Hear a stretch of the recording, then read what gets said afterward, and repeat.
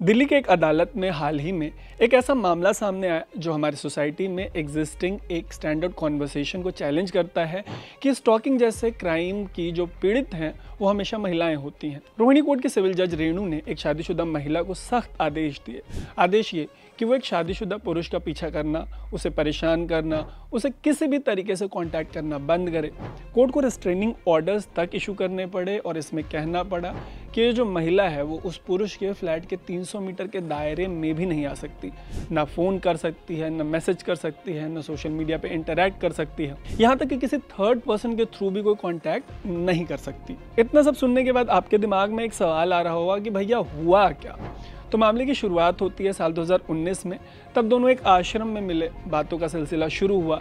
लेकिन 2022 में महिला ने जब फिजिकल होने को बोला, इंटीमेट होने को बोला, तो अगले ने मना कर दिया। उसने साफ कहा कि मैं एज्ड हूँ, शादीशुदा हूँ, मेरे बच्चे हैं। लेकिन कहानी यहीं ख़त्म नहीं होती।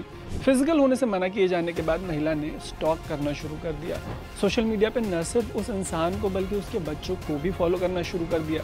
कई बार फ्लैट तक जा पहुंची।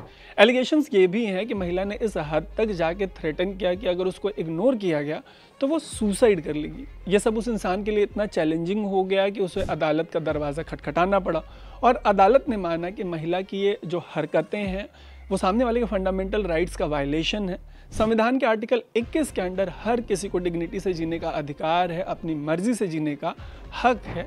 यही आपका राइट टू लाइफ है और यह आपका फंडामेंटल राइट है। अदालत ने यह भी कहा कि इस तरीके के मेंटल टॉर्चर से जो इंसान पीड़ित हुआ है उसको इररिपेयरेबल डैमेज हुआ है, यानी ऐसा नुकसान जिसकी कभी भी भरपाई नहीं की जा सकती। बट यहाँ पे गौर करने लायक एक बात यह है कि इंडियन सोसाइटी में जब भी स्टॉकिंग या हरासमेंट जैसी कोई बात आती है तो ज़्यादातर मामलों में जो महिला है वो पीड़ित होती है और पुरुष होते हैं आरोपी। पीड़ित पुरुषों के बहुत कम मामले सामने आते हैं क्योंकि समाज इनको भी डिस्करेज करता है और वो जो एक मर्दानगी वाला सेंटिमेंट होता है कि भैया हमारे साथ ऐसा कैसे हो सकता है, हम किसी को ये बात कैसे बताएंगे।